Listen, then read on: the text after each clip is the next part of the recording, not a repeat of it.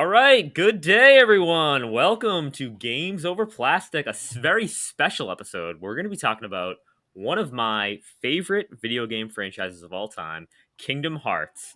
As always, I'm joined by one of my co-hosts, Hodge. Hodge, how you doing? I'm doing good. I'm happy to see the SS and GOP together. Wait, no. Oh. I'm very excited to talk about this. We've been wanting to do Kingdom Hearts for a while. We obviously have been wanting our guests on here for a while, so it's going to be a fun time. All right, we are joined by two very special guests. From Last Stand Media, we have Dustin Furman, who is a co-host of Sacred Symbols and the host of Punching Up. How you doing, Dustin? I'm doing just fine. It's Saturday. I got some Elden Ring time in, almost done with a new playthrough. And I'm excited to talk Kingdom Hearts, especially amongst people that like it. Because normally I'm talking to two bozos that hate it. So I feel like I'm in good company for once. Well, we're happy you're here. And we are also joined by Brad Ellis, who is the host of one of my new favorite podcasts from this year, Summon Sign, which is also on LSM, and he regularly streams on Twitch. How you doing, Brad? I'm doing good. Thank you guys for inviting me on here. I am super excited to talk about Kingdom Hearts. Like Dustin said, I get to talk about Kingdom Hearts with Dustin, and it's very positive. But other than that, it's a battle every time. So it's nice to be among the battlefield. It's nice to be among fellow fans. Fellow believers, so yes, I'm excited. This will be the only reference. Oh, sorry, you're good. I was going to say, this is going to be the only reference to Daffy Duck. We will not be saying Daffy Duck as our partner here. First time I actually heard you, Brad, was on the Sacred Symbols Plus, where you guys talked about Kingdom Hearts. And obviously, the rest was history, and now you're part of LSM. So that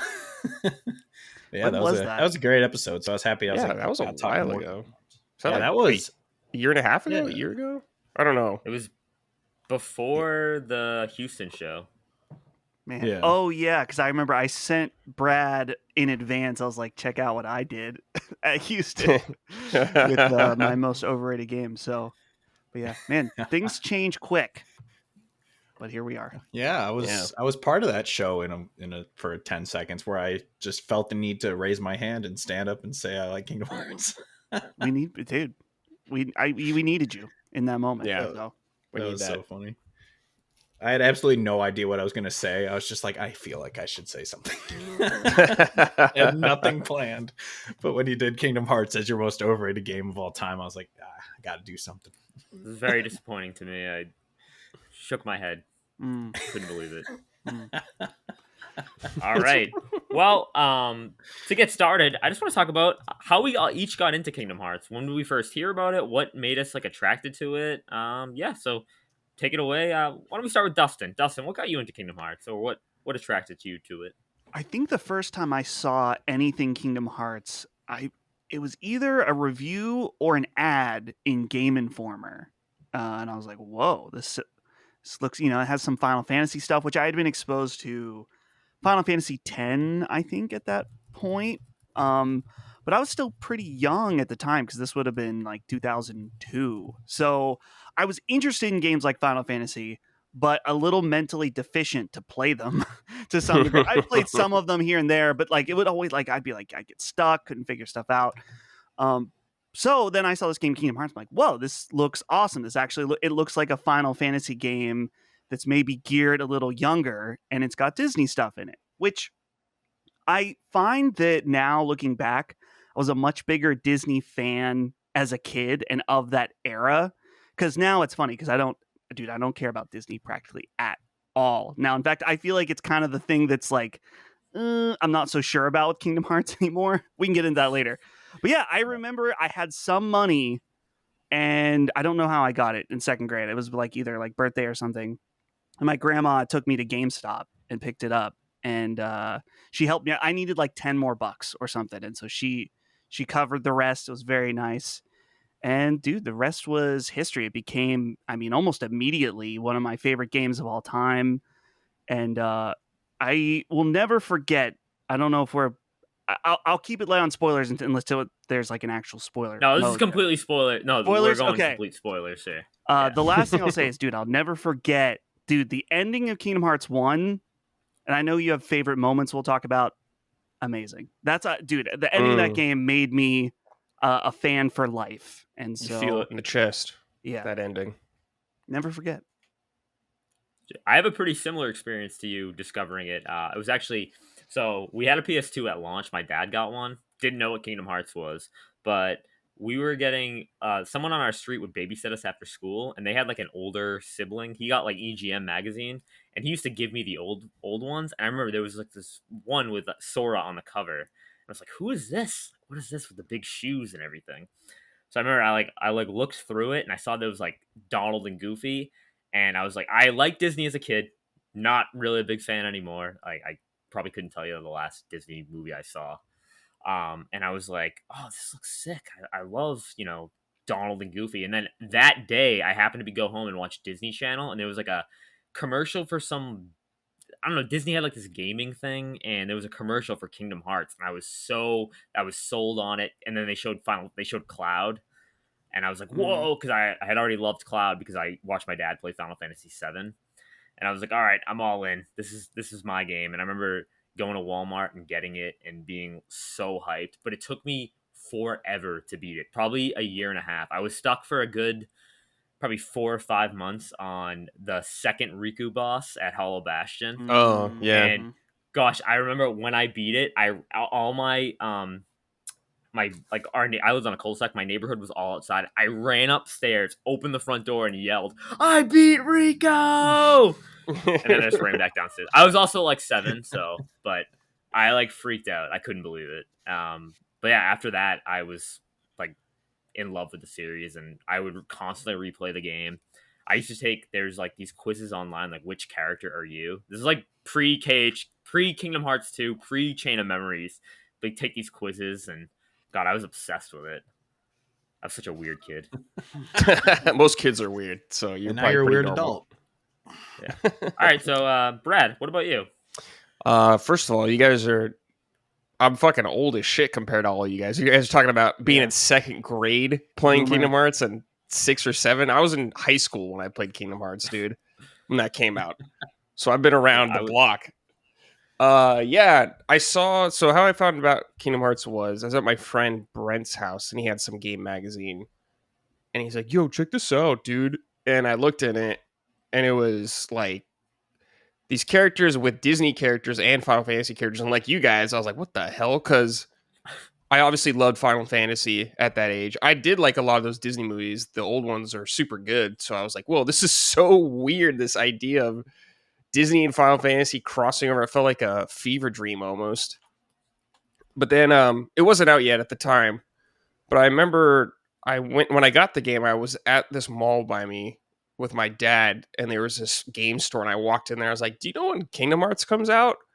Because back then I didn't know when a lot of games came out and stuff like that. I think I had dial-up or something like that. I was on a lot of game sites, so I didn't know except for like Zelda and mainline Final Fantasy games I knew. I was like, "Do you guys know when Kingdom Hearts is coming out?" And he's like, "Oh, it's out already. It's right here."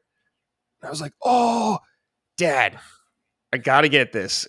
My dad's like, "Are you sure you want this?" kind of thing, because he'd never seen it before. And I had to make a deal where I got less lunch money for like a month or something like that. And I got the game. Loved it. I was a really good age for it. I think, I was in high school. I was like 14 or 15. So I played the shit out of that game. All my friends are playing it too. I remember grinding the Coliseum in my room, and my other friends were just like in the room. Because when you're a kid, you're like everyone just hangs out and shit like that together in a room. So I was like playing, and everyone was playing different stuff. It was really awesome. But that was kind of how it all started for me. All right, I like that. So yeah, a little bit older, but my cousin who was in high school was playing it at the time when it came out, and I would always ask him for help, and he'd be like, "No, I'm not helping you." Yeah. Sorry. All right, Hodge, what about you? I actually remember the first time I saw the game. It was in a Game Informer, because I remember I've I think I'm still subscribed to Game Informer through GameStop, which I don't know why I let it just auto renew every year. I haven't read in a while, but I remember seeing the spread for the preview, and one of the pictures, I will never forget this. One of the pictures is just Bambi, because obviously Bambi's a summon in the first game. And I was like, why would I want to play a game that has Bambi in it? Like, that just seems so stupid. It's like, Bambi the like game. the only Final Fantasy I'd really played at that point was 7. And so I was like, and I saw Cloud and I was like, oh, that's cool. But Disney meets Final Fantasy. What even is this? I don't get it. But then my older brother, he bought a PS2 with like his birthday money one year, and Kingdom Hearts along with it. And I played it and I was instantly in love, because like you guys said, like that was back when Disney was, when something was a Disney movie, you knew it meant quality. And so every old Disney movie, most of the voice actors returned for it and everything. It was just so cool seeing like my favorite childhood movies play out. And at the time I was like, I want Toy Story, but it wasn't in there until way later. And 18 years later. Yeah. And but I just fell in love going to all the different worlds. Obviously, I mean, we'll talk about all the different things we love about each game or whatever, but yeah, I fell in love with it. It was a game I played over and over and over. And I remember back then it was the unskippable cutscenes that every time you died and had to do a boss, you had to rewatch the same cutscene. Like you said with Riku in the first one, seeing how many times you walk up there and see Donald and Goofy bounce away because they can't go through the barrier, seeing it over and over because I kept dying by Riku. It just, I fell in love with it. And then obviously 2 came out and the rest was history. And I just, I've loved it ever since. Yeah, hearing Kyrie yell Sora when he goes to guard Riku when he's coming down, I heard that definitely over 100 times, and I was like, "Oh my gosh!" But that all got solved when we got the final mix version, years and years later. But yeah, so we all have some interesting history with Kingdom Hearts here, but like, what makes it so special to all of us? Dustin, you kind of talked about that with the ending. Do you want to elaborate on that? Why is it special to you? Yeah, well, I think that it meant a lot to me because Sora was just a little bit older than me, and while he is it's a totally fantastical setting and adventure, but he felt more relatable to me at the time as a younger kid. And I like too that, this is something that comes up that, Brad mentions a lot and I mention, is that this game's all about bonds. And it's funny too, in hindsight, when I replayed all of them before 3 came out, I realized I was like, the core relationship in this game is not about Sora and Kairi. In fact, in 3, I think it's either in 2 or 3, in one of them, Sora will not shut up about Riku constantly. He's always talking about Riku. And I don't know. Maybe some people take that.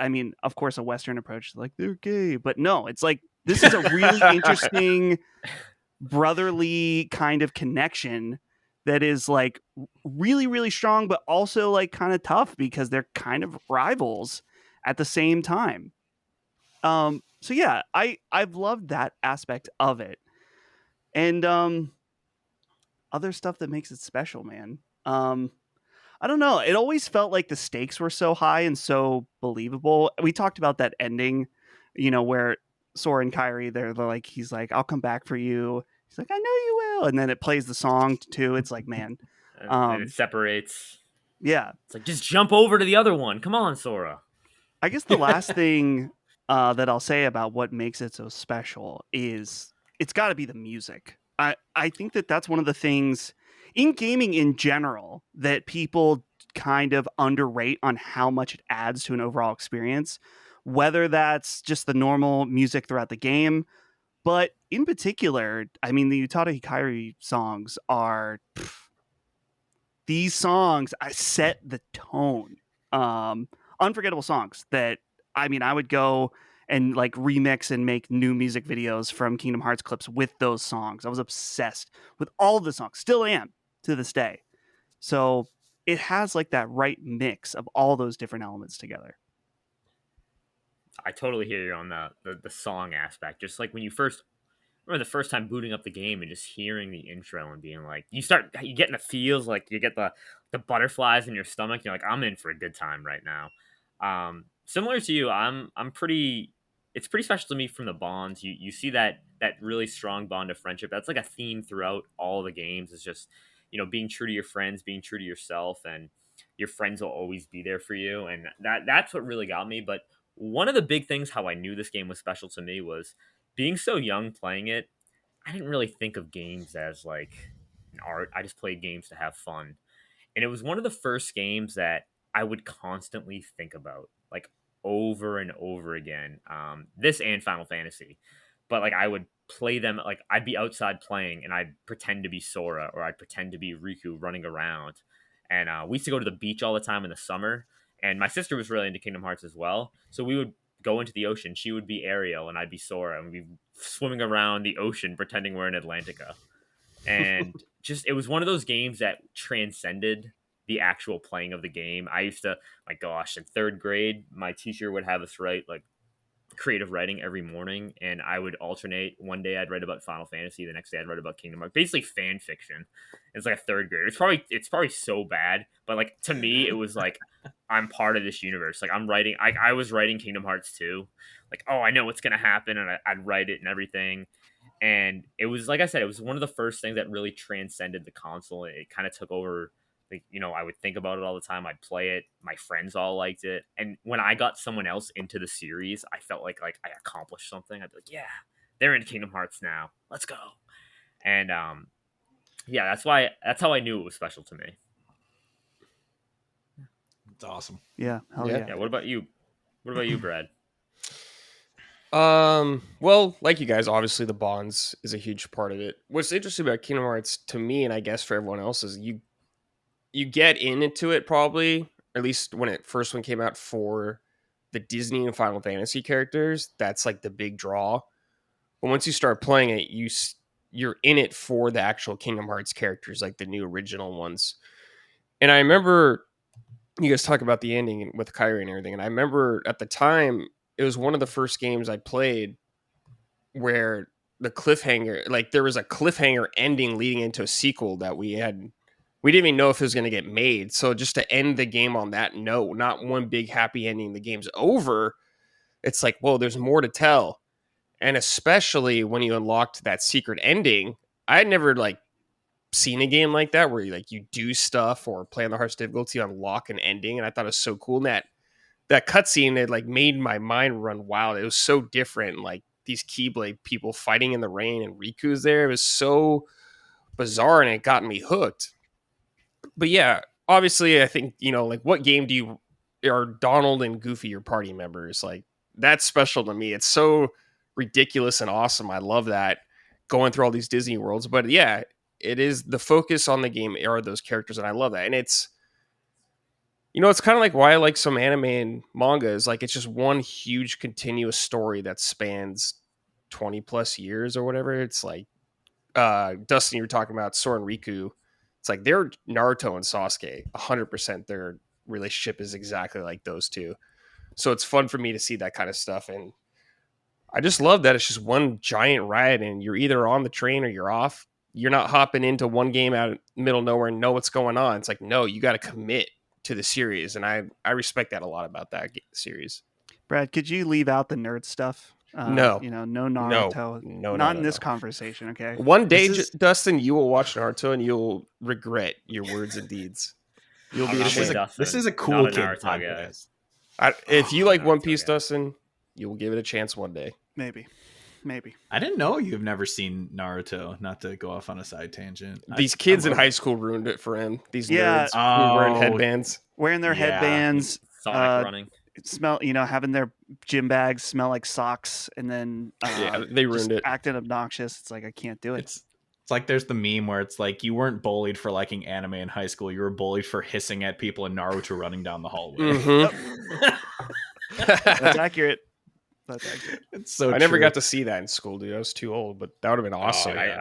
I still see it every day. Wow. Oh, in school? Lives on. Yep. Yeah, dude. It's a cultural phenomenon. Yeah. Not as much bullying, though. Not as much bullying. That's the problem. Hodge. We need They to just bring do it it back. online. Bring bowling Yeah. back. Just, But, just to uh, keep things in check, okay? You know, like the Naruto kids, they need to be put in line. A little bullying. Maybe by other anime fans, anime bullies. Oh, anime on anime violence. Yeah, Very so it's just interesting. like, well, let them fight it out. They'll figure it out. We're gonna figure have it out. weeb Yeah, cliques Weeb now. Wars. Let them fight. I mean, that kind of exists with the normies versus like weeb thing, because if you like Dragon Ball Z, you're just kind of a normie to. Yeah, That's Which is why I true. found versus that- sub. Which is why I found that Like funny in Chris. New York. Chris Raygun is a normie. Exactly. That's why I said that to him in New York. I was like, people accuse you of being a weeb because you like Dragon Ball Z, but if you tell a weeb you like Dragon Ball Z, they call you a normie. Yeah. That's accurate. But anyway, back to Kingdom Hearts. It means a lot to me. I mean, as you can see, I have the freaking Oh, Keyblade the tattoo. Kingdom Key. That's hot. Nice. Yeah, I used to draw it all the time as a kid. I've always loved it. But yeah, I always say we did an episode with Locke a couple months ago where we just talked about our favorite games of all time, and both me and Sean had Kingdom Hearts games on our top 10s. Oh, he was probably pissed. Locke had to be. He was put pretty through pissed it. with my list. Yeah, because our top 10 was all JRPGs basically. But it always meant the first one is always the one that's always meant the most to me. It was on my list. Yours, you can talk about yours when we get to our games later and whatnot, but the first one always meant so much to me because it was just like it was the typical dark versus light kind of story where it wasn't overcomplicated. I've talked about this all the time. I don't like when a sequel opens up and suddenly it's this way expansive, confusing world. Like John Wick, the first one was a hitman who went on revenge because someone killed his dog, and then it's like now there's an underground spy world and it's across the entire. I'm like, what? Like, just I liked it that it was a guy killing everyone for killing his dog. Like, it doesn't need to be so overcomplicated, and that's why I love the first one, because it was just like the darkness was taking over the worlds, and we needed the light to defeat it, and that's what the Keyblade was. But in the same exact, I was thinking the same exact thing Brad said, where it was kind of the first game where it like you do certain. I want to say it was like what you had to kill Sephiroth and get the ultimate weapon or something. I can't remember what it was to unlock. You had to find the that. 101 Dalmatians. Yeah, it depends on the Yeah. difficulty, what you have to do. And so you had to do all that to unlock that. And I remember because it was kind of one of those like playground things of, you know, my uncle works in Nintendo kind of rumors at the thing, but it turned out to be true. It's like you beat these things and you get a secret ending, and it was such a cool thing that I'd never seen before. And then obviously it was a standalone story, but it also had the opening with that cliffhanger for a sequel, so we all knew it was going to come. But at the same time, it's like they closed the door to Kingdom Hearts and Ansem was defeated. So, and then in the sequel, it's like, no, that wasn't it. And also that's not Ansem. And it's like, what? Okay. But so the first one's always been kind of where the specialty of the series lies with me. But obviously I love 2, and I love most of them. I've actually only read the mangas. I haven't played a lot of the games because either they were on a console I just never owned or a phone or whatever. Like, I just didn't play them. So they like the series as a whole means a lot to me, but I can't be like every single game means everything to me because I haven't played half the games and I've just read them instead. Because I mean, I always liked manga growing up, so I always liked it in that sense. But yeah, it was because it was always the same thing. I was a weeb growing up. I was the kid who was obsessed with anime, even though it wasn't cool to like it at the time. I didn't care. I loved it, and it was anime ish, especially once it came out in manga form. So I always loved it for that. Wait, which ones have you not played? I've given up on Chain of Memories so many times. I don't like the card system. But I don't I've read either. it. That's so fair. good.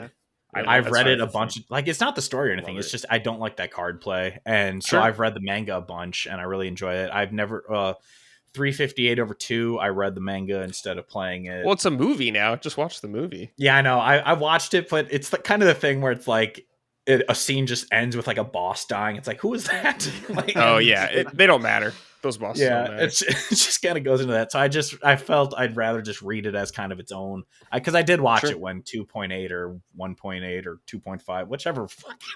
2.5. Yeah, 2.5 when it came out on that. I did watch it, but that was like I was kind of lost with the in-game cutscenes, like where it would just be them talking, you know, clicking through the bubbles. But so I just read it. But yeah, the main 3 and Birth by Sleep are the ones I've played. Well, actually, I've only played 3 once. I need to get back to it again. But Birth by Sleep and 1 and 2 I've played over and over again. Wait, you haven't played Dream Drop Distance? No, I haven't Oh. actually. I Okay. bought a 3DS for that game. Yeah, Or man. was that? I'm trying to remember. Oh my god, I'm confusing myself. Is that one of them that's playable in the collection? Yeah, or it's is that 2.8 It's now. on Okay, 2.8, yep. I did play that one then. Yeah. Okay. I was Yeah. like, you gotta play that one before 3, man. I know. I was confusing myself. I mixed them up. But yeah, I have played that one. Yeah. I played through everything that was in the collections leading up to 3, including 2.8. Okay. I played everything that was playable and watched or read the rest of them. But yeah. Yeah, I bought consoles for Kingdom Hearts. Like Oh, my hell 3DS yeah. and- I bought a PS3 so I could play Kingdom Hearts 3, and then it never came to PS3. Oh 12 yeah, years later. you got 12 years later. bamboozled by Square. But yeah. I did. The other game I bought a PS3 for was God of War 3, and that did come to it. So That's so true. I was at least able to play one of the 2 games I bought the console for.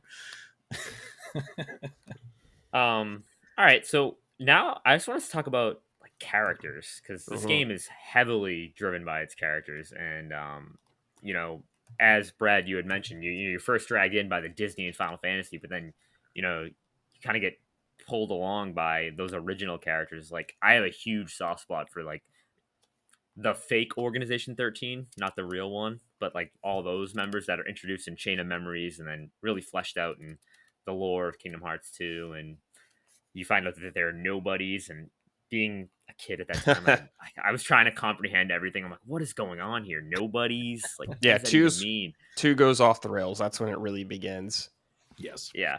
But I just want to talk about like some of our favorite characters. So if you guys just want to go around and, mention, a couple characters you guys really gravitate towards. Dustin, what about you?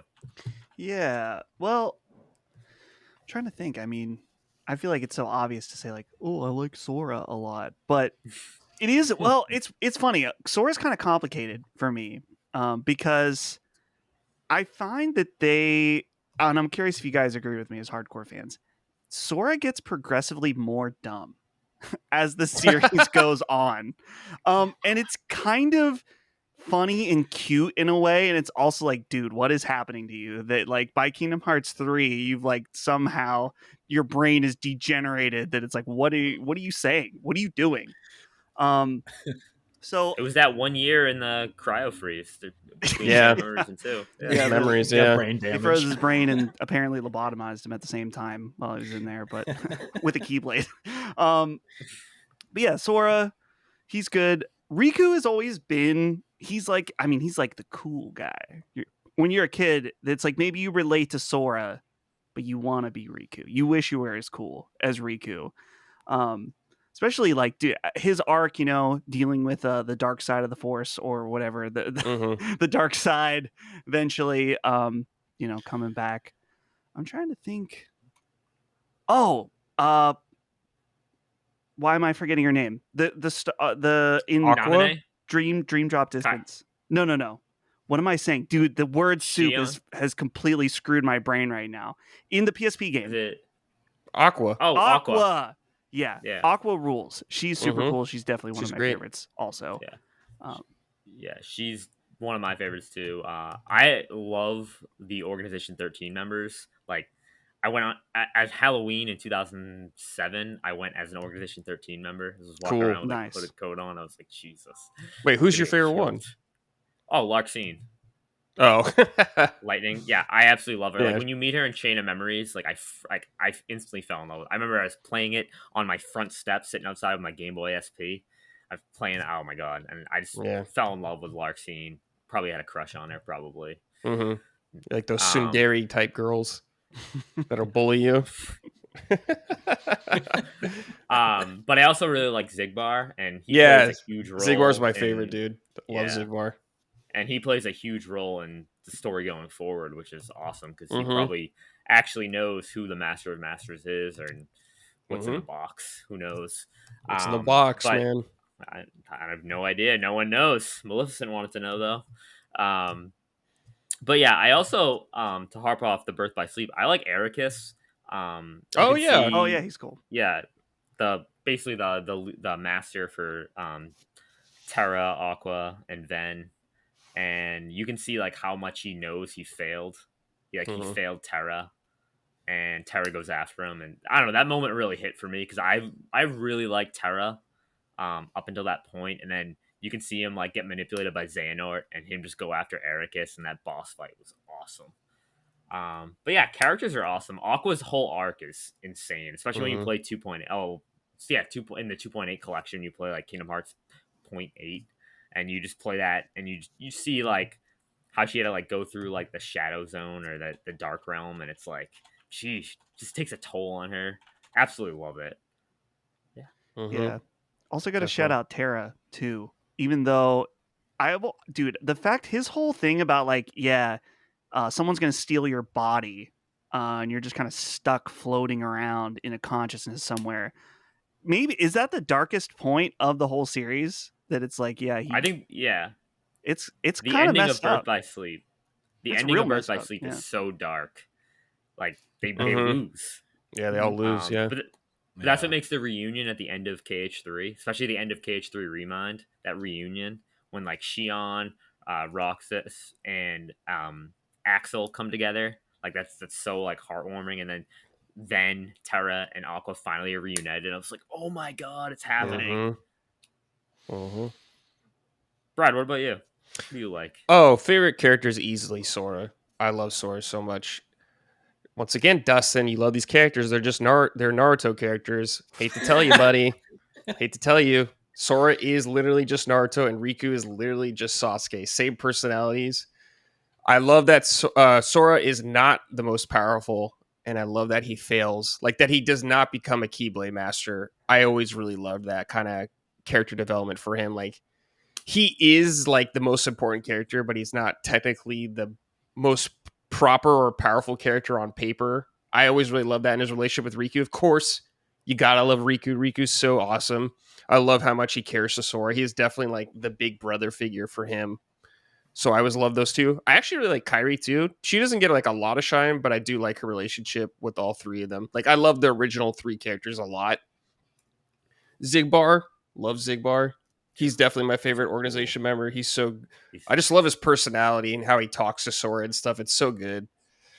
You guys brought up the Birth by Sleep characters. Yeah, Aqua I think is my favorite out of those three. The original character or that whole gang. I love her a lot. And it's cool to see Ventus and Terra just kind of be like different versions of Sora and Riku.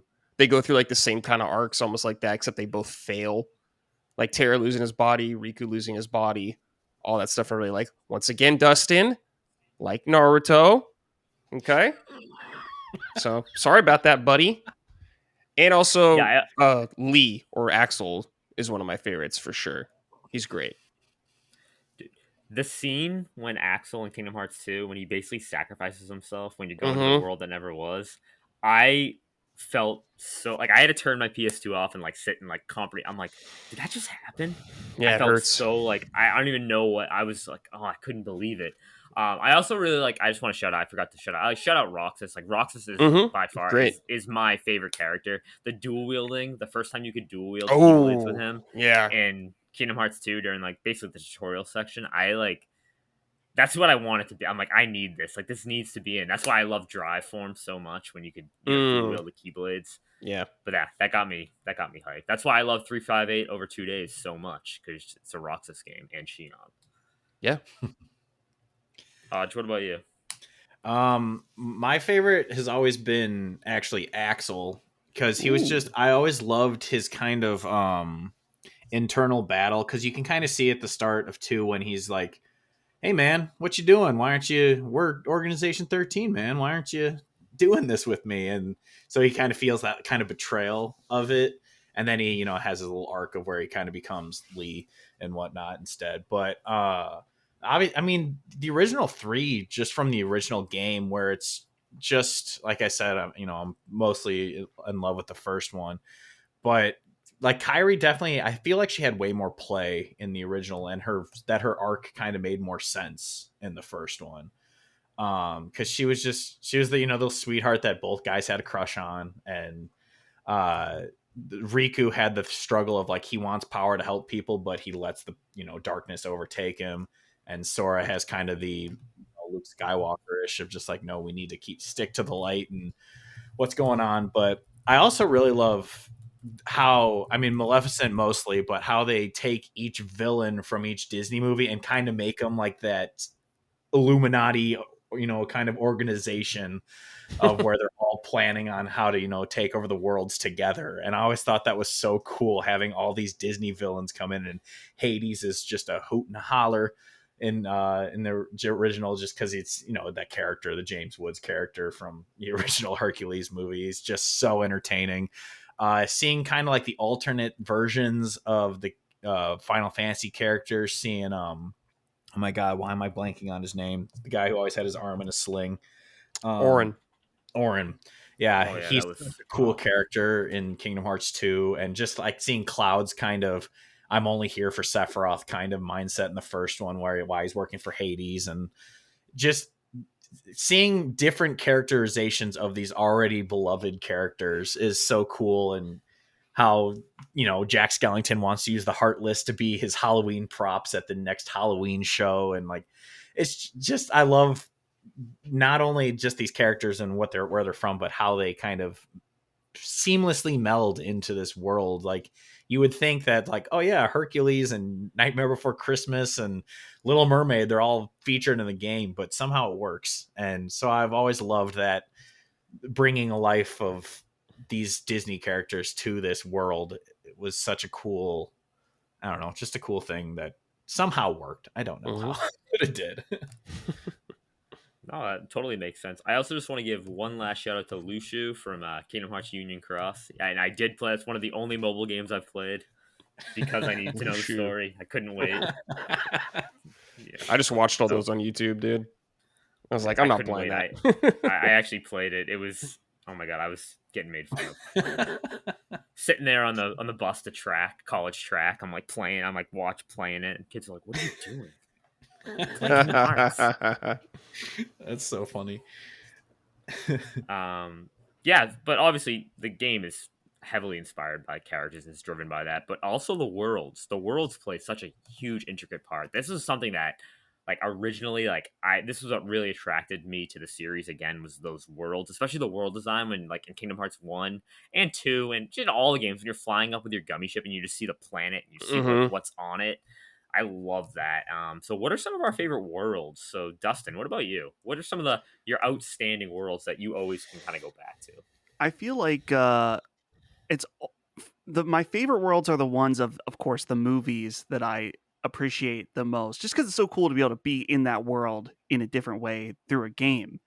So in particular, I would say my favorite 3, Mulan and Kingdom Hearts 2, because Mulan is my favorite Disney movie, hands down. Same. So that was awesome playing that world. Tron, which I'm not super in. The original Tron's cool. It's very dated. Love Tron Legacy, of course, but I love Tron because it's so different from a visual standpoint for Kingdom Hearts. That's like, dude, it's so cool. It's like very neon, almost. I don't know about cyberpunk, but you know what I mean. Very, very different from all the other worlds. So I like that. And then the last one, I can't remember what the actual world is called, but it's like the old timey Mickey Mouse world. Timeless River. Timeless River. That one is also amazing, just because I love, and I think this applies to all of the worlds for the most part, but I like it that a lot of times they go an extra step to make it. How do you put this? The realism within the fantasy. So like in the Nightmare Before Christmas world, they have on the outfits that look appropriate for that world. Or in Little Mermaid, Sora becomes a mermaid. Stuff like that. I always really appreciate it. And I loved how far in the old Mickey world, Timeless River, just because it's in black and white. Sora looks like an old cartoon. I love that Donald they have like their old outfits on. It's so cool. Yeah, it's great. So those 3. And there's like an alternate Mickey running around from like that era. Yeah, he's like causing mischief. He keeps shaking his hand when he does stuff for him. Yeah, it's great. Yeah. You bring up Timeless River. I have a vivid memory. It was April 2006. And I just got the game, but I remember I was supposed to go see Benchwarmers in theaters with like two of my friends. It was going to be the first ever time. It was going to be the first time I ever went to the movies by myself. I was in 4th grade, and I called my friend and lied and said I didn't feel good because I was playing Kingdom Hearts 2 and I got to Timeless River and I'm like, I cannot put this down now. Like, I'm looking at these visuals. I'm like, no, I can't put this. I'm like, yeah, I don't feel good. Sorry. So I kept playing Timeless River. But yeah, Timeless River, I absolutely adored. Just the art style. Like, I couldn't believe what I was like playing. I'm like, this is on PS2? This is insane. Dustin, like you said, Mulan. Mulan's my favorite Disney movie, so I loved playing in that world. Some of the unique worlds I really like I love Twilight Town. Just the music with Twilight Town is like really like settle is like really just calming to me. So like I'll listen to Twilight Town a lot when I'm writing or grading papers. Like I'll listen to that. I listen to most of the soundtrack when I'm grading papers, but Twilight Town in particular is something that like I really like. The original Hollow Bastion from Kingdom Hearts 1 used to, the music, again, we're going back to that music, really connected with me, and I used to just hum that tune all the time and just running around that world. I felt like it was so big as a kid. Now I go back to it, I'm like, it's not that big. I used to get lost running around there. But yeah, those are some of the cool worlds. I know the World That Never Was is awesome too. Because again, you first see it in that secret movie from Kingdom Hearts 1. You're like, what is this? And like, the buildings are all like they're like, it's like you're in a city, but it's like at the same time it's like Kingdom Hearts art style.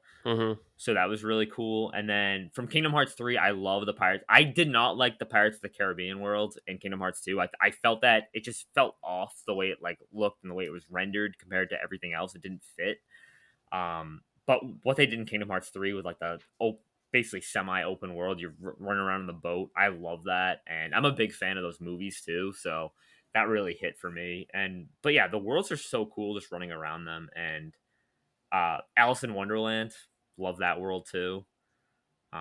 Dustin, you brought up Tron. I didn't even know what Tron was. I had to like you know how they have in the, you can go in the glossary and like read about it. Like it shows you like the year it premiered and everything in the glossary. I used to like, I read about it, I'm like, what is Tron? I had no idea what it was. And I brought it up to my dad once. My dad's like, oh, I love Tron as a kid. Like, yeah. Oh, thanks, Dad.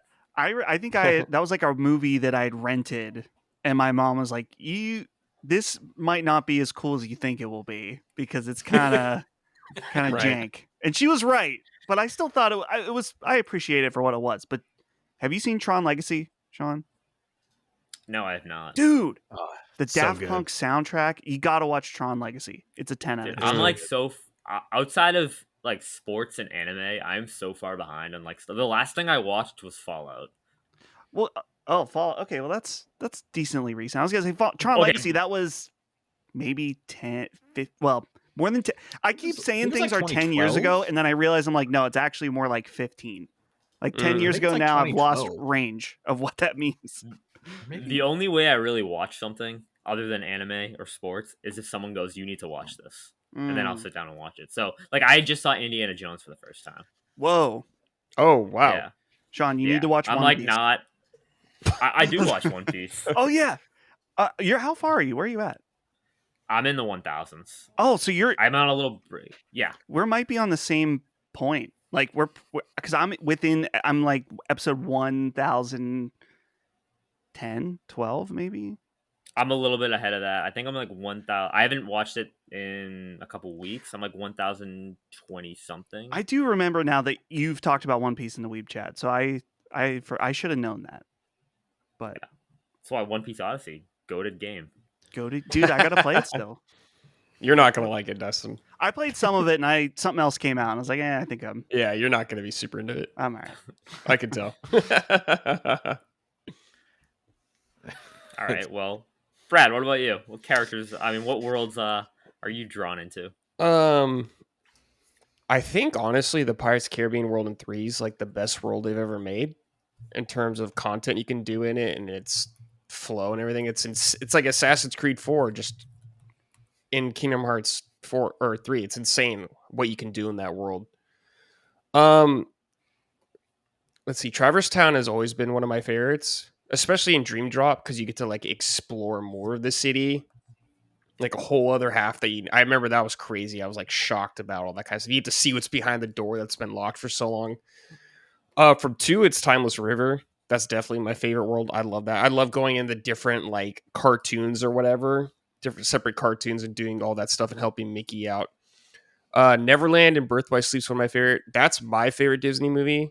So I always really loved doing that. I always loved Birth by Sleep because it was like the really older Disney movies. I always appreciated that. And I think Toy Story from 3 is one of my favorites also.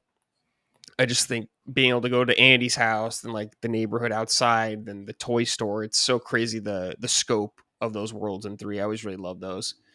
And the Monsters Inc. one, even though it's more linear, that's my favorite Pixar movie. So I've really loved going through all them, sliding on the doors, and they got their cool monster forms and everything. I always really loved that. But I would say, yeah, those are my favorite worlds probably. It's so sad, but Toy Story, that world kind of let me down.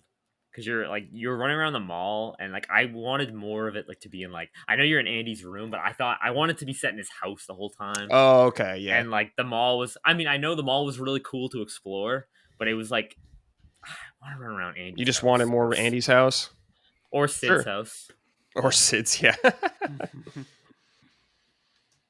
Hodge, Yeah, what about you? I would say that's the thing. I really love the Toy Story level. It's probably the most memorable one from 3 for me, but I do agree that I wish it was more Andy's house or like Pizza Planet rather than the mall, because it just, that's not what I don't know. The mall doesn't seem like what Toy Story is for me, but the Mulan level was always one of my favorites, like you said.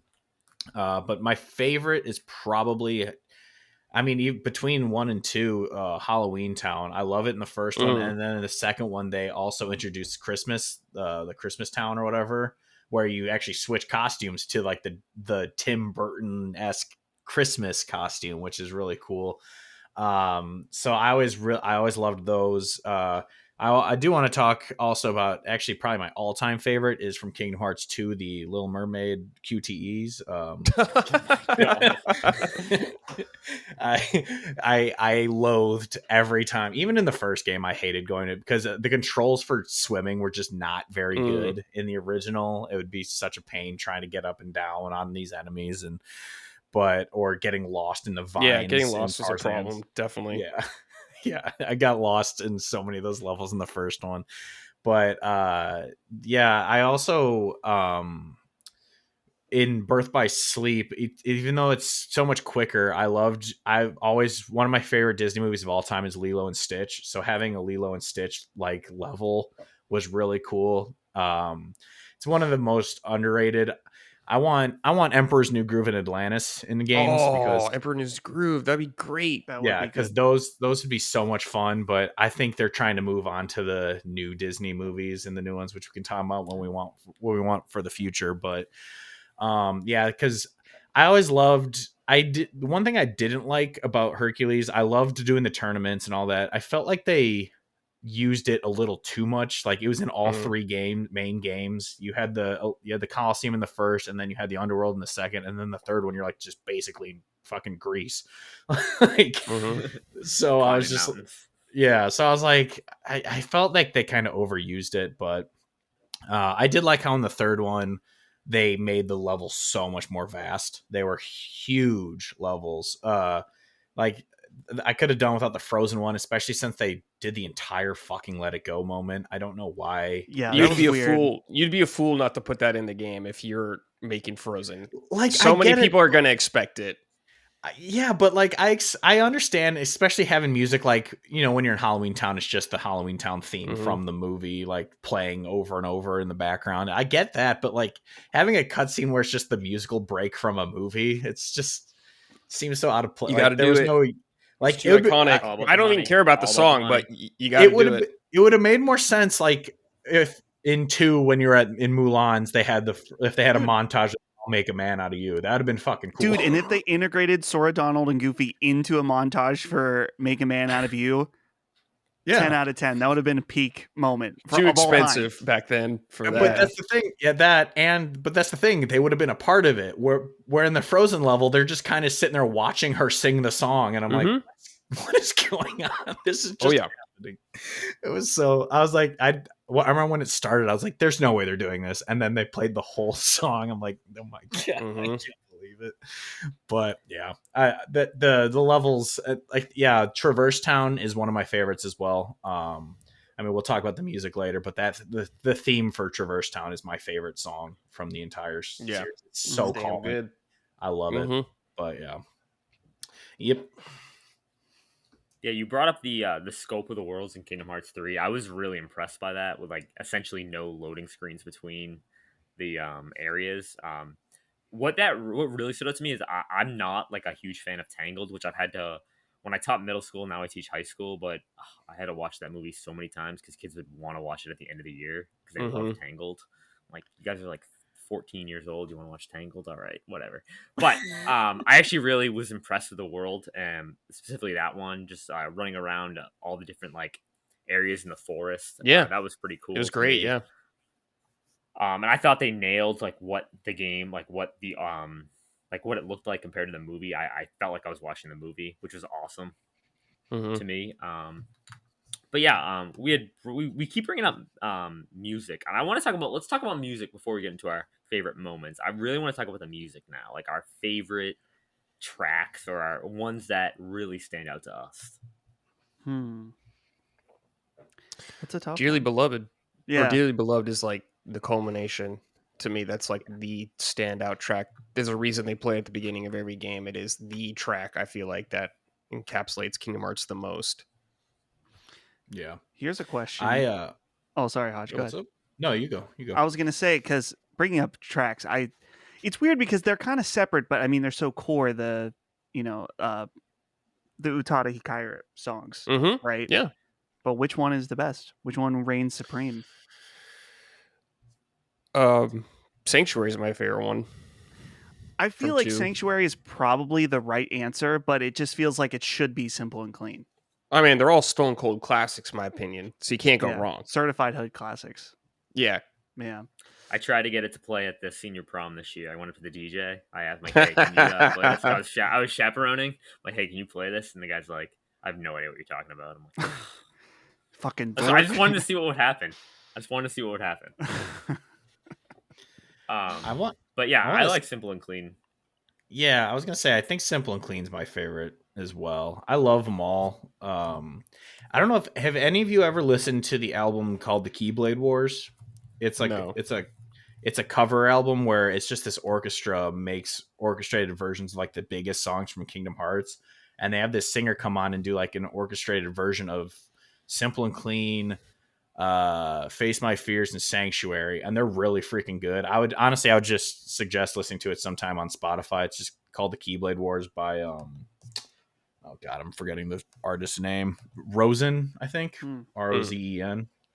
And he also does one for like he does other video games too. They put out a Zelda one recently that was really good. But yeah, I would suggest listening to that. But this soundtrack, like there are only a few gaming soundtracks where I straight up listen to them all the time, and it's like Halo, God of War, Last of Us, and Kingdom Hearts are like the 4 games that I'm always listening to these soundtracks because they're so like. Thankfully, that I remember the Kingdom Hearts ones weren't even added to Spotify until like 2 years ago or something. Yeah, it took a long time. Yeah, because I remember it was a big deal when they came. Because I used to just go to YouTube and just find playlists where people would just, basically put it on there with a JPEG over it, just saying like, yeah, I pretty much stole this from the game, and they uploaded it, and that's how I had to listen to it for so long. So now that they're on Spotify, I love that I'm able to listen to them all the time. But yeah, from the originals of like Hollow Bastion or Traverse Town or Twilight Town or any of that stuff, like it's really cool. And then you hear like the cool orchestrated like video game background versions of like I said, the Halloween or Night Before Christmas theme. Just hearing them like in the background as like the video game like looping tracks, they sound so cool that again, like the way that they're able to meld it to where it all sounds naturally together. It doesn't sound like it's a Frankenstein of random shit. It just sounds like Kingdom Hearts. I don't know. You brought up how when they added it to Spotify, like how much of a big deal that was, and that was a huge deal to me because it was added to Spotify right before I ran the Boston Marathon. So I was so hyped because I listened to just Kingdom Hearts. That's all I did. Listen to it the entire time I was running, and it was so good. It just carried me, especially those last like 6 miles when you're like ready to die. Yeah. But Yeah, no, I definitely agree with you about how the music is just so special, and how you can tell the care they put into the music. They really think about like, oh, which songs are gonna hit. I mean, they even have like they have a like the 13th struggle, which is like they have a different version of that for each organization 13 member when you fight them in the Cavern of Remembrance at the end of Kingdom Hearts 2 Final Mix. Like there's a different track for each one of them, and they're each unique, and like I love that. Like they just so Mhm. there's so many different songs in the game. If you like look at the playlist on Spotify, like the album, like, there's so many songs. I don't know if there's any like other video game like with as many songs as that in the like in the conglomerate of all the games. One song that like really hits for me, and I remember I played it like after I broke up with my girlfriend in college. The first girlfriend I had in college, we played Roxas. I played like Roxas's theme like over and over again. I'm so sad. I dated her for like I dated her for like 2 months, but then I ended up meeting my now wife. But I played that like all because it was just so like I could just feel it. It's the song that happens when in Kingdom Hearts 2 Final Mix when you're Sora and you fight Roxas when you're in the world that never was. Mhm. Like that song just hits. I really like Deep Anxiety, which is the song that plays when you're running through the Cavern of Remembrance in Kingdom Hearts 2 at the end of the game. It's like post game. It's like really really difficult to get through. I really like that song, and there's so many good songs. Like you had mentioned the Mhm. Hollow Bastion song that again from the first game. That just I like I said I used to hum it all the time. Those are some that stand out to me. Mhm. I gotta say with the Hollow Bastion, I'm gonna whore out this album, even though I have nothing to do with it. But that Keyblade Wars album, the Hollow Bastion theme is on it, and it has an electric guitar playing the theme, and it sounds fucking awesome. So I suggest everyone listen to that. But yeah, this is one of those that even people who are, they shit talk Kingdom Hearts like, weeb shit or what, who just don't like Kingdom Hearts, it doesn't appeal to them. Even they're like, but that music, it slaps. Like Mhm. that, it's no one can deny that the music in Kingdom Hearts is some of the best in just games in general. I love Yeah, it. definitely. Oh, shout out to Shion's theme. I really like her theme a lot. And I really like Kyrie's theme too. I think those are like my Mhm. favorite character themes, those two. Yeah, Kyrie's is, I love that one. It's just one of those really calm, just Mhm. beautiful songs. I really love that one. Yeah. Dustin, do you have any standouts for you? I'm basically, I think the ones you guys mainly already said, like Dearly Beloved, of course. I love hearing it evolve as the games come out. Mhm. Has Oh been man. very, Yeah. very cool. Traverse Town is awesome, one of my favorites. But when I think of Kingdom Hearts music, it's gonna be the themes, the um, Sanctuary, of course. Also, we talked about Simple Clean Sanctuary, but the ones for Kingdom Hearts 3 are also banging. Mhm. Oh yeah. Face Yeah. Face My My Fears. Fears, and the other one, Don't Think Twice. Don't Think Yeah. Twice. Mm-hmm. Yeah. Amazing, very Yeah. very good. I don't know if I cried. I maybe welled up a little bit when I was at E3 and there was a Kingdom Hearts trailer that had Don't Think Twice on it. It was very Oh emotional shit. because I was like, dang, this is the game that made me love games, and now I'm at E3 finally. Yeah. You And made then, it, dude. and then they killed E3, so I don't know what that means. Yeah, rest in Dude, peace. I remember when they first showed that Kingdom Hearts 3 trailer at E3 when it's just like the 2013. swarm of Heartless. Oh Mhm. That yeah, I mean that's the legendary one, dude. That yeah. I remember losing my fucking shit when Yeah, that played. that was 2013 because I had just finished my junior year of high school, and me and my neighbor were watching like it on like my PS3, like we were like streaming it on like YouTube. I remember freaking out, just like absolutely. And he was like, "Dude, you gotta settle down, I think relax." that was kind of like my heroin moment of video game announcements, because it's like nothing's ever gonna be that good again, and I'm always gonna crave that trailer Mm. of Kingdom Hearts 3. I will never reach that high ever again, and I will always someday well, maybe not. I think I think I peaked at that moment, and might be downhill Yeah. from here, because when Kingdom Hearts 4 got announced, I was excited, but it was nowhere near like that, dude. Because I think, dude, the build up, like it was like, oh, A spin-off game. 7 A years. spin-off game. Dude. Which now, 7 years, it's funny, because how many years has it been since Kingdom Hearts 3? January 2019. So we're not quite 7 years away from Kingdom Hearts 3, but by the time it comes out, it might be. So I mean, I saw rumors online today of it being closer than we think. So who knows? Dude, supposedly there's that show coming out. Supposedly. Oh yeah. Oh god. Yeah. Oh god. Yeah, I forgot about that. I don't know about that. Oh boy. Brad just got triggered. You scared. I hope it's cool. Jump scared. I hope it's cool, but memory. I just forgot about it. I was like, oh my god, I forgot. Oh shit. Yeah. All right. Let's talk about some of our favorite moments. In particular, like, do we have a particular favorite moment over everything, or is there just like moments that stand out to you? Anybody can take it away. Anybody. I'll start with one. When Goofy fucking dies. Oh yeah, The Rock, dude. I knew someone was gonna say that. Yeah, It's so iconic good. moment. It's so funny in hindsight now, thinking about it. It's like, and I remember when it's like, holy shit, are they gonna actually kill Goofy? Which, Yeah, that was sick. that'd be bold. It may be Kingdom Hearts 4. Maybe they'll kill off Donald or something. That would be wild. But that's one of the most memorable moments. I brought up the ending of Kingdom Hearts 1. That as a serious moment, I mean, that's the one I'll remember on my deathbed, more than likely.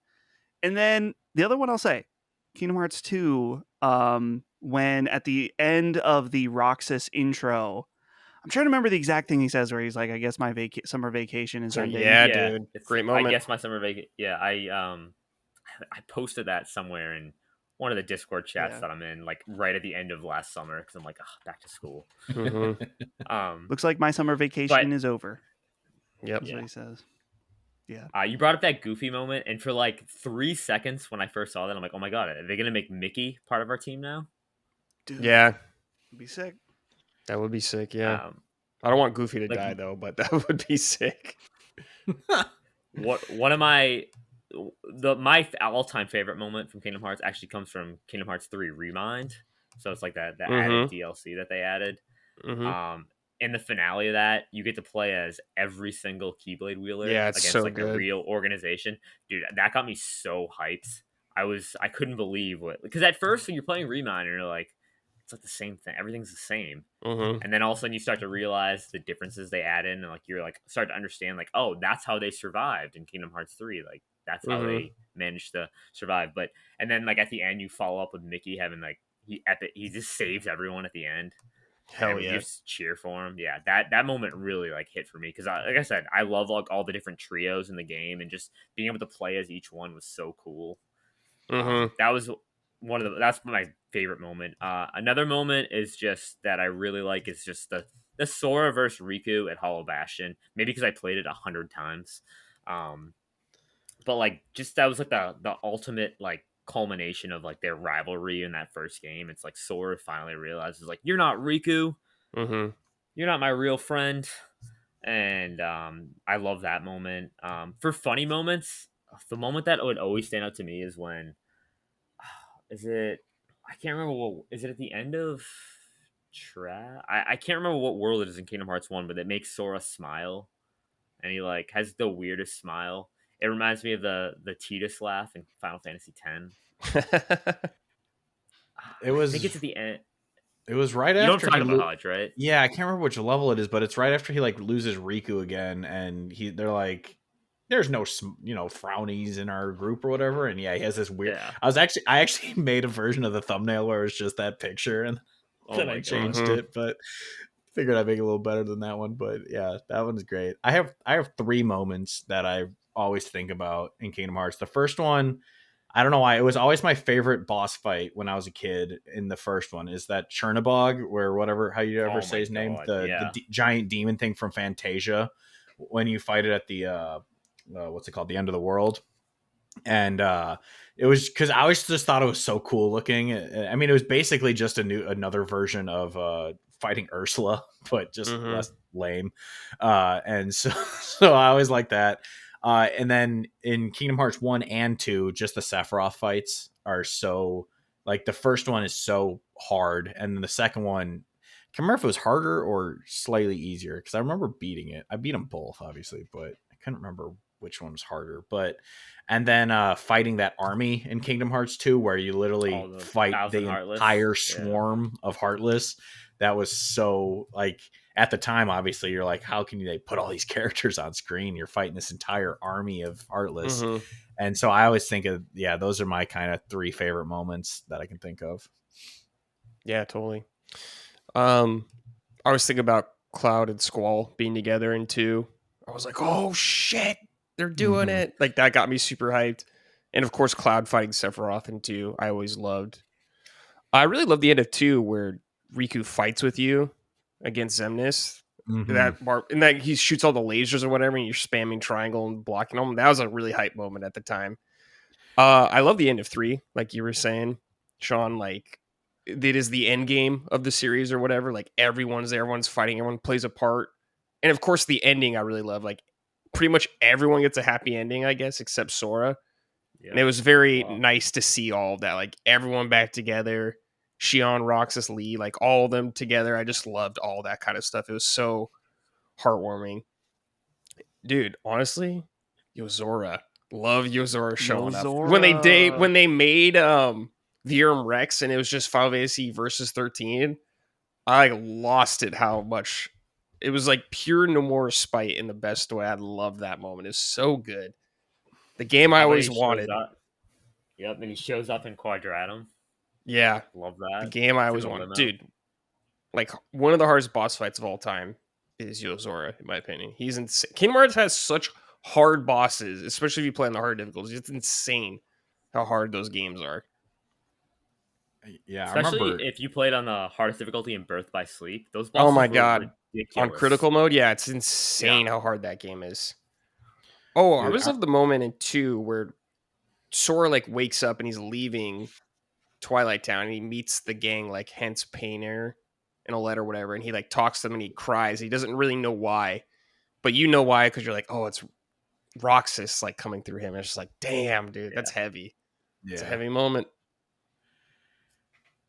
The other things I always think of, like you were saying with the bosses, is all the hidden bosses in the first one, like the clock tower, or what was the name of the Agrabah one? I remember. Oh, it's like that fan contest name, so Yeah, it's very the strange. fan content. Yeah, Yeah, and we were lucky in that fan had a really cool name.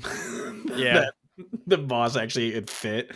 But yeah, playing all those, or I remember getting my ass kicked by the dragon version of Maleficent so many times. Oh yeah, that's a tough one. Yeah. Mm-hmm. Yeah, that or just the proudest moment of beating the Ice Titan or Sephiroth in the Colosseum. Just the knowing that you did it. Those were so tough. But yeah, the boss fights. The one I never beat was oh my gosh, I'm blanking on the name. I think it was in 2, or no, it was in the first final mix where you go back to where you did fight the Maleficent dragon. And you fight Xehanort. Yeah, it's Xehanort. Yeah, no, and it's that one, Xemnas.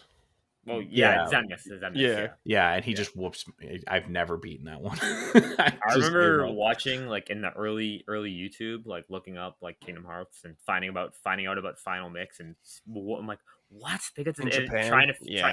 trying to do it on like my USA copy. I'm like, what is this? Mm-hmm. And then I used to watch modded Kingdom Hearts 2 boss fights, and they'd fight like 3 Sephiroths plus like the armor of Terra Xehanort, and yeah, stuff like that. Such cool stuff. Yeah, really cool.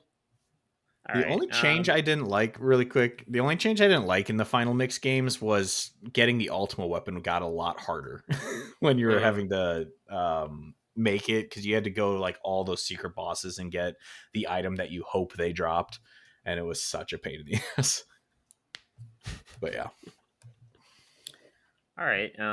So we're coming to the end here, and I just want to talk about the future of Kingdom Hearts, because we all thought that, well, most of us thought that 3 was going to be a nice wrap up to the series, supposed to be the end of the the Xehanort saga. Mm-hmm. And then we get that little, like Brad, you had brought up, how Sora does not get his happy ending, and we've already gotten a Kingdom Hearts 4 trailer, which supposedly it's going to go into a completely different direction now. That's what I've heard and read. But for those who have played Union Cross or watched it, or played all the spin-offs, like there's a lot of unknowns about like this Master of Masters and how Zigbar is like kind of knows more than what we know. We know Sora's missing and everyone's looking for him. What's in the box? What do you guys want to see from the future Kingdom Hearts? Like, you can take that in any way you want. You can talk about worlds you want to see. You can talk about story beats. Really anything. What do you guys want to see? Hey, I'll get the elephant out of the room. Yeah. Do you want to see Star Wars? We're going to already, but yeah, it's gonna be Return of the Jedi. Yeah, That's the thing. I'm very down. Brad, at one point is you it- and I were talking, and I was like, "Yeah, I don't want Marvel to be in it. That's gonna suck." And then Mhm. you pitched me the idea of Goofy talking to Tony Stark. I Yeah, was like, dude. you know what? I'm kind of into that. I Yeah. could be down for Goofy and Tony Stark and seeing what that Dude, he's gonna conversation would be like. Dude, he's gonna team up with Captain America. They're both gonna do like a shield throw attack. It's gonna be awesome. Can you imagine getting the shield? You probably get the shield for Goofy. Yeah, exactly. You'll get the Captain America shield for him. Yeah, it's gonna be awesome. Also, think about the costumes that you're gonna get when you go to like the Marvel world. Yeah, Sora's gonna You know love that Sora- shit. Yeah. The only thing though is Disney has this fucking mindset of we need to push all the new shit we've made, not the classic stuff anymore. So if there's a Star Wars world, if they're smart, it's going to be Luke and Darth Vader. But if they're Disney, they're going to do fucking Rey and Kylo Ren. And I don't want to fucking play in the sequel trilogy. It's gonna be Return of the Jedi.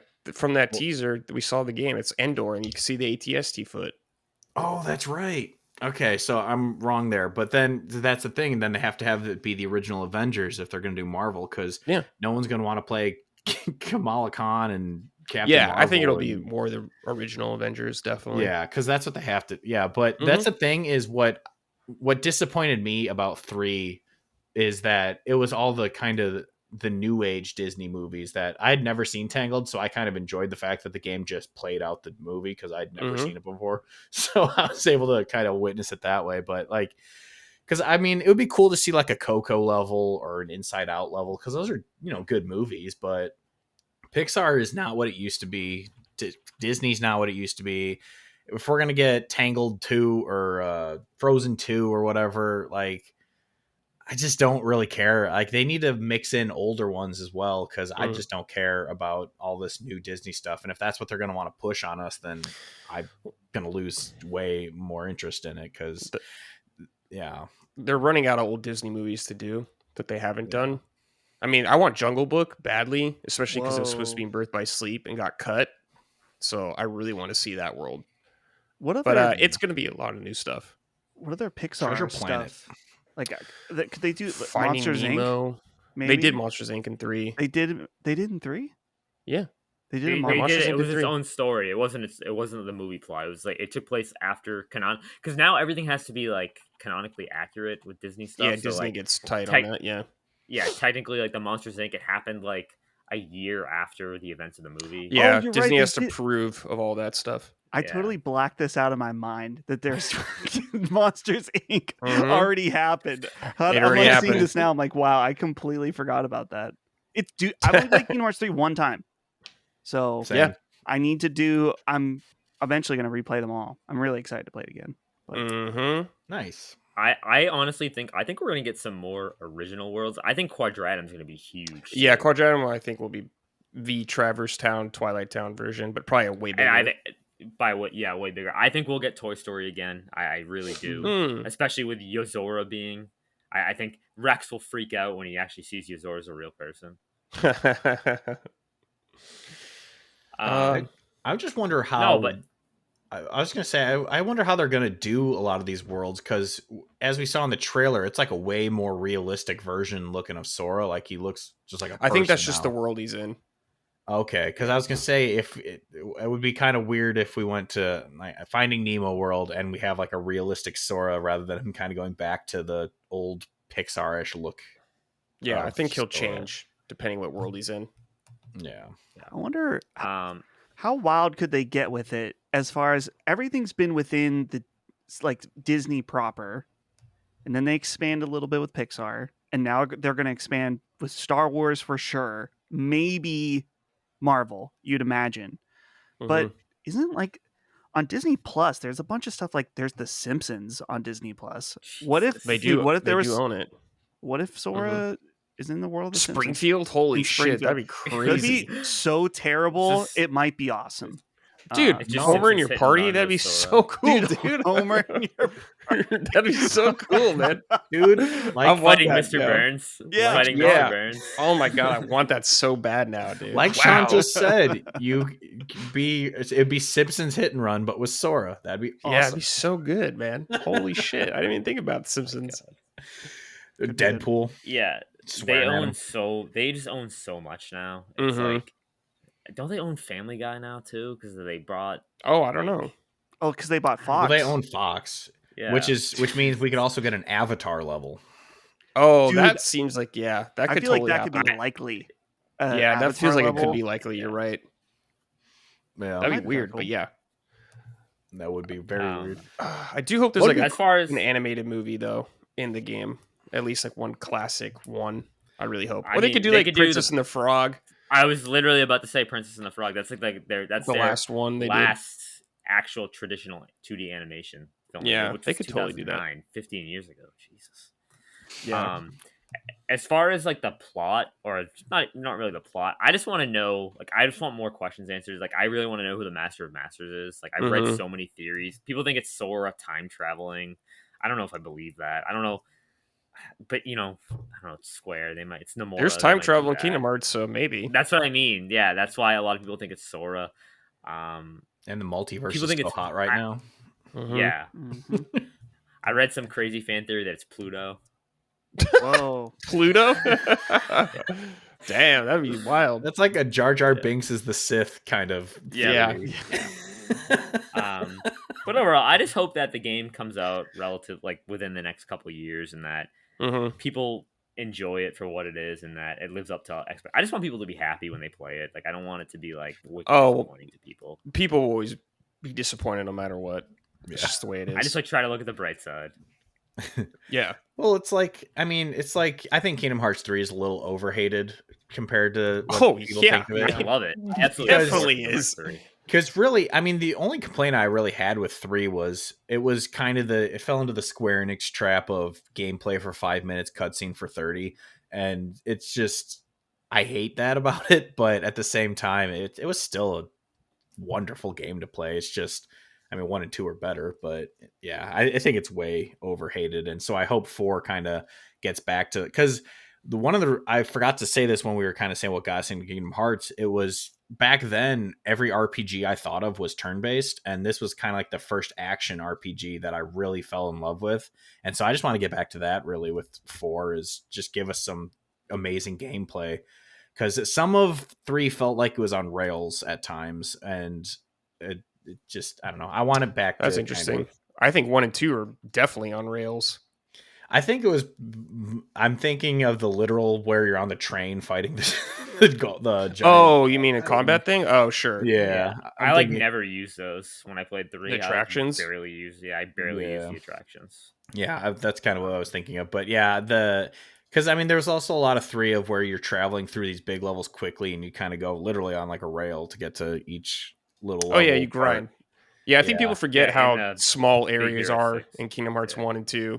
How many Mhm. loading screens there are in areas and zones. Yeah. A lot of doors you go through in those games. Mhm. A lot of Yeah, black and get screens. lost. Yeah. in. Yeah. Yeah. Yeah. But all right, before we go, one last thing. If you had to pick one Kingdom Hearts game to be your absolute favorite, you can only pick one of them. What is your favorite? Start with Hodge. Go. I think I already know your answer. But Yeah, because I already discussed mine. It's the first one. Like I said, I've always been a person of, I don't like when sequels they over expand the universe a little bit, and so it was always just a very concise, simple story. And so it was always the one I replayed the most, even though 2 has better gameplay. I'll never deny that. Some people say it aged poorly. I think it still plays just fine, but I've also played it 50 times, so I don't know if that's just me knowing it already. But yeah, the first one, it always had just my favorite story. It was simple. I loved it. All the worlds were the classic worlds that I fell in love with as a kid. And so yeah, the first one is my favorite one. Thank you. Well, Hodge is wrong. It's Kingdom Hearts 2. Kingdom Hearts 2 is the best. I also love 1. 1 actually might be slightly more nostalgic to me, but 2, I feel like the combat was peak in 2. The ways they expanded the game. I mean, it's not perfect by any means. I think, as Brad mentioned, 2 is where it really goes off the rails in terms of story. Maybe it's a bit much at points, but I'd say overall, and also the worlds, of course. We talked about Mulan. Sure, yeah. We talked about Timeless River, Tron, all the worlds were just peak, I think. So 2's I'm going to say is the best. But Hodge, jokes aside, your reasoning for 1 is valid. I think maybe on certain days I could say 1, but overall. Yeah, 2. I mean, remove plot from it and 2 plays way better. The levels are designed way better. They're bigger. Yeah. But yeah, it's just this. I have to take the story into account. The first one I just prefer over 2. Yeah. By you, Brad? This is tough for me. I go back and forth between this a lot. 2 or 3 would be my favorite. I really like 3 now even more because of Remind and everything. Like, those boss fights are just so fucking good. They're like the best boss fights in the series by far. All like the Organization 13 members they added and everything like that, and Yozora is so good. 2, I always have a special place in my heart too, because like I love my biggest complaints with 3 is no Final Fantasy characters pretty much, and I didn't really like the 100 Acre Woods in it. I thought it was kind of a letdown compared to like 2 and everything like that. I don't know. I think I would just go for 2 right now, but I need to replay them all again to really judge kind of how I feel. Like, I'm not a huge fan of the triangle spamming in 2. Like, I think the idea of it's cool, but I don't think it's that special. I know people love it, but it's just kind of like whatever to me. The drive forms are really fun, though. I will say that. I do enjoy that. Yeah, I'll just go with 2 for now. I will say, Perfect. quick with that triangle thing. The one thing I did like about them adding the triangle function is because in the first one it was like your attack button became open, and if it grayed out, you were screwed. Whereas in 2, you just had that triangle to hit. You didn't have to actually go on your command to do it, which was nice. Yeah, I just think it gets kind of like spammy or whatever. I don't know. It's like a button that does way too many kind of things for me. Yeah, I think of the Hydra fight at the Coliseum where you're literally just hitting triangle every time. Jump on the Hydra's back! Jump on the Hydra's back! Yeah, I think of that every time. All right. For me, Hodge, I didn't tell you or Midnight, but I secretly replayed all the games over the last like 2 months. Wow, really? That I was playing it. Yeah, I just wanted that just in preparation. For me, it's definitely Melody of Memories. That's my I was like, whoa, okay. Really I do really like that game though. Yeah, it's a cool game. Rhythm games. I couldn't do it. No, but for me, it's my second favorite game of all time is Kingdom Hearts 2. I have so much nostalgia for 2. Like, I have more nostalgia for 2 than 1. Even though I played both of them so many times, 2 came out at the perfect time for me. I was in 4th grade, and 2 came out when you're in 4th grade. Yeah, dude, grade. I was in college when 2 came out. Yeah. Jesus, I was born in 96. Oh, okay. Yeah, damn. I was in high school when 2 came out. It was January 2006. I was in 4th grade. Yeah, it was just like peak. Like, I had, that's all I could really think about was, playing video games, and Kingdom Hearts 2 really hit. Kingdom Hearts 3 is right there for me though. I really loved Kingdom Hearts 3. Like, I was so high on it, and I like stayed off the internet to read any reception of the game from fans, and I was like really shocked after I played it and saw that people didn't like it. I was like, what? Me too. Like this game? Me too. I couldn't believe that, but yeah, I go 2. The gameplay is awesome. The story just delving more into the organization was so cool, and that's why I don't know, Kingdom. I like them all so much, but like 358 over 2 days gets overhated. I think too. I think that story is awesome. Yeah, cool story. I like the manga, but yeah, I didn't love playing it on DS, but yeah, it's a little. I like the story. DS, the story is cool. I remember getting that midnight release at a GameStop. I made my dad drive me. I was in 8th grade. I'm like, Dad, you got to drive me to this. He's like, oh, what the heck are we doing here? Looking around, he's like, all these freaking nerds. Thank you, Dad. But yeah, I'd go with 2. Second favorite game of all time. But like I said, 3 is pretty close. Nice. Yeah.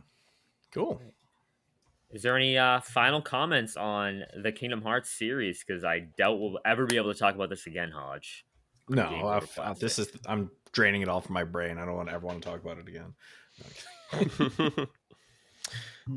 Shout out Kingdom Hearts. There's nothing like you out there. You're incredibly unique, and I'll always love that about you. Yeah. Yeah. I agree with Brad. Kingdom Hearts fans need to rise up. Okay. Rise up. Non-Kingdom Hearts fans, I said this on Twitter.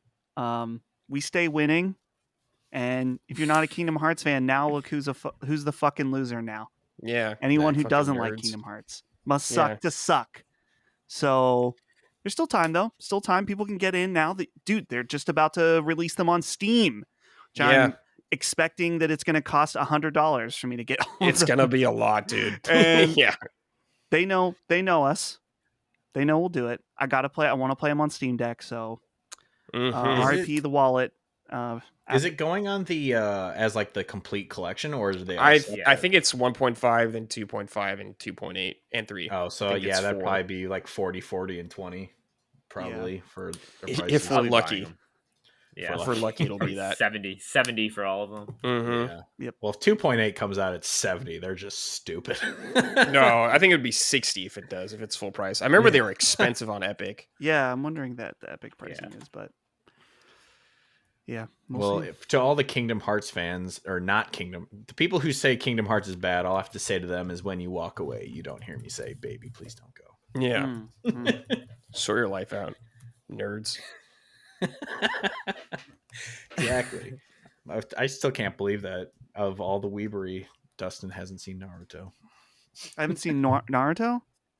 Yeah. It's those damn high school kids, man. I'm good, they dude. ruined it from. I'm good. I got One Piece. It is funny that they ruined it because it's such a good show. You'll be caught up. It's going to happen, Dustin. You're going to get caught up. You're going to need to fill the void. 14, you know? Yeah. You need to fill the void with something. Naruto had the kindness to end after 700 issues, so that's true. It did end. Well, kind of. It's Boruto now. Now it's Boruto. It's a whole different story. I forgot about Boruto. I've never read Boruto, so I don't know anything about that. Well, this has been a very special episode of Games Over Plastic, where we talked about Kingdom Hearts. If you like the episode, you can follow us on all podcast platforms, wherever you listen to podcasts. You can give us a like on YouTube, subscribe to us. Really doesn't matter. Brad and Dustin, if you want to shout out your personal, where people can find you, because you guys can say whatever you want, really. I'm just on Twitter at Dustin Can Fly. Actually, that's where I am pretty much everywhere. So yeah. And I guess we work for Last Stand. So patreon.com/. You guess you do. Shout out. We do. Shout out who pays the bills. Hey, LSM's paid a few of my bills before, so that's nice. That's right. Which then you used to go see us live. So it was just kind of which basically, as Jim Ryan would say, it was a virtuous cycle. Yeah, we gotcha. I just bought the Health is Wealth shirts because I was like, well, I want them, even though I designed them. Actually, we would have cancel that order. Cancel it. Talk to Ben. Okay. You don't need to buy that. You designed it. Why would you buy it? Yeah. It's actually the only thing I have bought because it was a pre-order, so I didn't know if it would be the same situation. Oh no! When you stock them. We'll hook you up. Because everything else I've let you guys give me. Actually, and I never got a New York shirt, which made me sad, but it's okay. I got the poster. Can't help you there because those are gone now. No, it's good. Yeah. I have too many shirts anyway, so it's fine. But I got the poster, which is nice. So, but yeah, I always enjoy doing the designs for LSM. Yeah, we love having you. Mm-hmm. I like the new I like the design we had for the San Diego show. That's so far the logo of the Marvel vs. Capcom. Yeah, it's sick. Yeah, that's a good logo, definitely. So I enjoy that. But anyway, I didn't mean to bogart that. Brad, where can you be found? Oh, sure. If you want to follow me on Twitter, I'm Bradley Ellis 87 on there. I stream on Twitch like 3 or 4 times a week. Just twitch.tv/Bradley Ellis if you want to watch me play a bunch of games on there. I will play those Kingdom Hearts games on there someday again. Hell yeah. Maybe when we see 4 again, then I'll get the itch to replay them all because I'll have plenty of time. I feel like to get caught up again. That's kind of how I felt. I want to see for when it gets closer. It's the same when we replay the BioShock when Judas gets closer. I'm going.